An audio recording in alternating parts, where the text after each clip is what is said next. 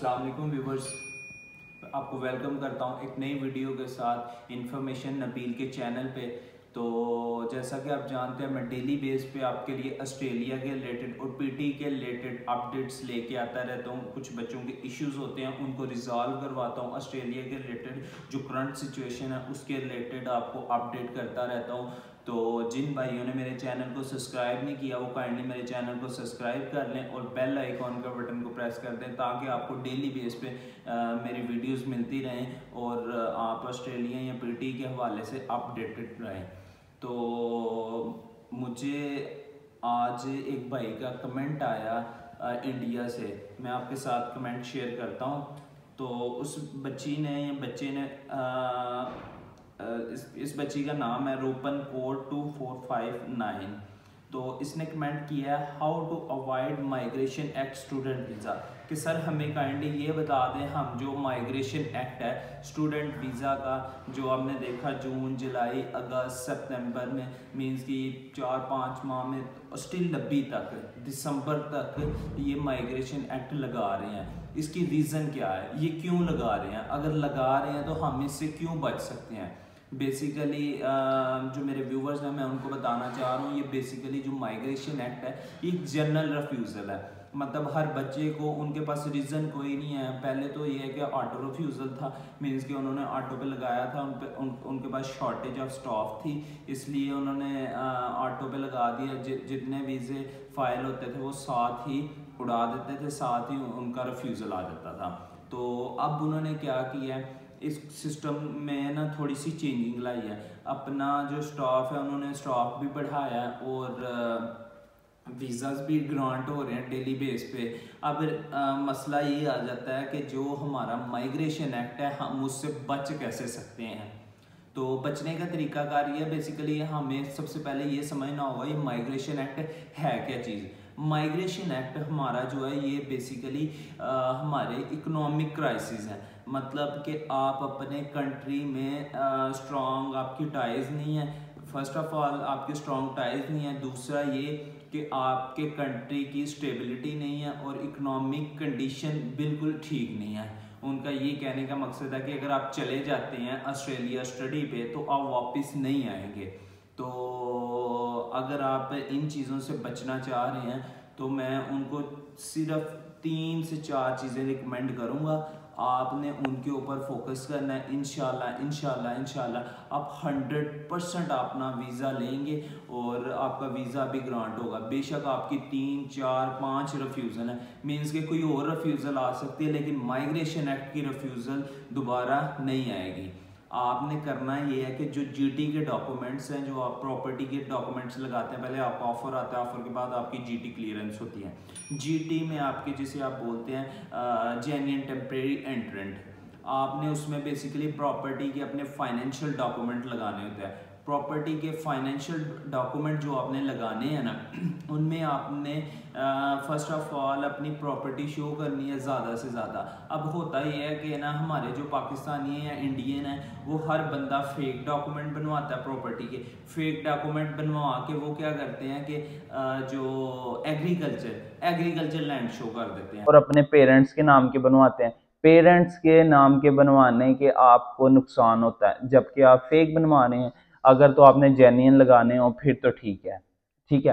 अब बच्चे क्या करते हैं, हर डॉक्यूमेंट एग्रीकल्चर का बनवाते हैं और अपने पेरेंट्स के नाम का बनवाते हैं।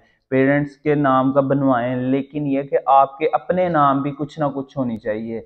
तो उन कंसल्टेंट से, उन मेरे व्यूअर से मेरी रिक्वेस्ट है, आप जब भी, अगर आप अपना चाह रहे हैं माइग्रेशन एक्ट से बचने के लिए, आप जब भी अपने जीटी के डॉक्यूमेंट अपलोड करें, आपका एक प्लाजा होना चाहिए, आपके रेंटल होम हो 2 से 3, ठीक है, जो आपने रेंट पे दिए हुए हैं।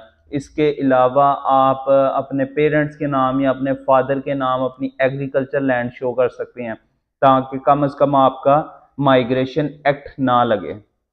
तो लिहाजा इन चीज़ों से अवॉइड करें। और जिन मेरे भाइयों ने मेरे चैनल को सब्सक्राइब नहीं किया, वो चैनल को सब्सक्राइब कर दें।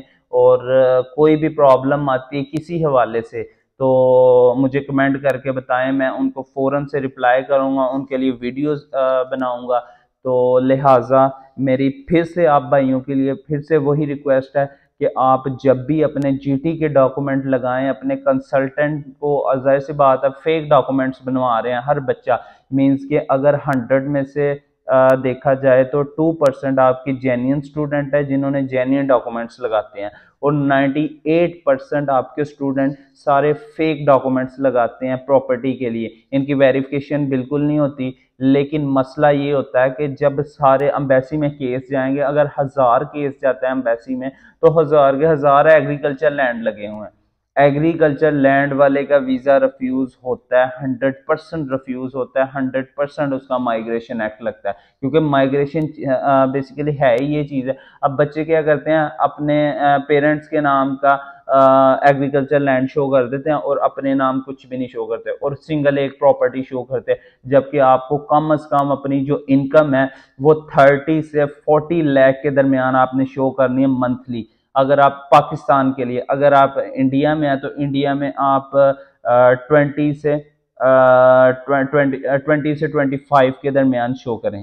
तो इससे ये होगा आपका जो जीटी के या टेम्परेरी एंट्रेंट है वो आपकी क्लियर तो हो जाएगी, लेकिन आपके माइग्रेशन एक्ट नहीं लगेगा कम से कम।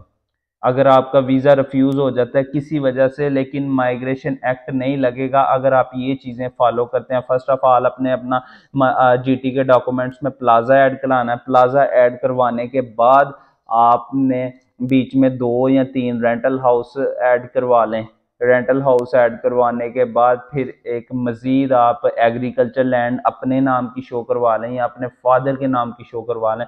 उससे ये होगा कि आप कि कंट्री में स्ट्रॉन्ग टाइज बन जाएंगे और आप फाइनेंशियली अपने कंट्री में स्ट्रॉन्ग है, तो आपका कम से कम जो माइग्रेशन एक्ट है ना वो नहीं लगेगा। क्योंकि मैंने काफ़ी सारे स्टूडेंट्स ऐसे देखे हैं, मेरे अपने दोस्त भी हैं जिन्होंने अप्लाई किया हुआ था, उनका जो रिफ्यूज़ल्स आए हैं माइग्रेशन एक्ट की वजह से, दोबारा उनको मैंने बोला कि भैया आप इस तरह से करो, ये वाले डॉक्यूमेंट्स लगा के आप अप्लाई करो अगेन। उन्होंने अगेन अप्लाई किया और वीज़ा उनका ग्रांट हो गया और अभी वो ऑस्ट्रेलिया चले भी गए हुए हैं।